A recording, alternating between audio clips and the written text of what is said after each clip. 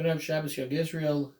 Mazel Tov to Shelley Ridner upon the birth of granddaughter Devarabela, born to Alexander and Rachel.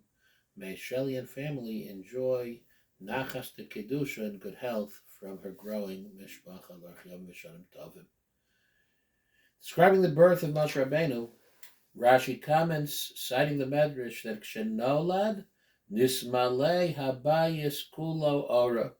Moshe Rabbeinu was born, the whole room lit up, indicating that this was a very precious and very unique neshama. And yet, many of the Mepharshim point out that Moshe Rabbeinu was just born baby Moshe. It wasn't born Moshe Rabbeinu. That's the levels that Moshe Rabbeinu achieved were not from birth, but rather were from years of toil.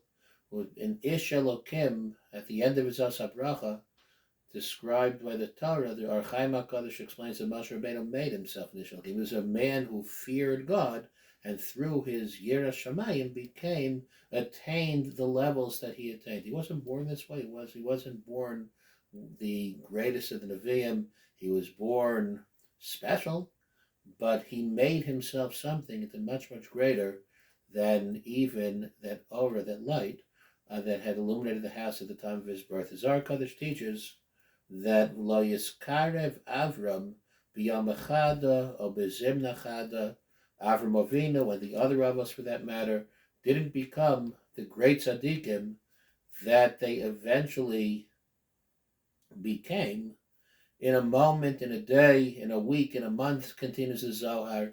It took lots of years to attain their levels of achievement in their service of Hashem.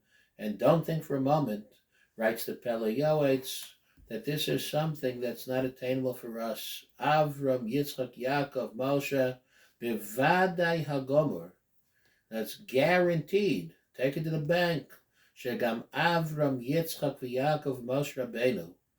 Avram, Yitzchak, Yaakov, the Avos, Moshe Rabbeinu, V'chol Kedoshim, and all the great tzaddikim, Hayolahem Yetzirah. They had challenges at a Yetzirah, Kamonu, Kamohem, the same way that we do. Elashal Yidei, Omav Yagia Rabbah, through great toil and through concerted efforts that were sustained over an extended period, Kafu es Yitzram Lidavek Biyatzram, they were able to subjugate their inclinations, their Yetzer Hara, and Lidabek Biyatzram, to cleave to Hashem, and to the point that L'Shevet Lavasov, until the point of attaining the levels of achievement that they in fact did.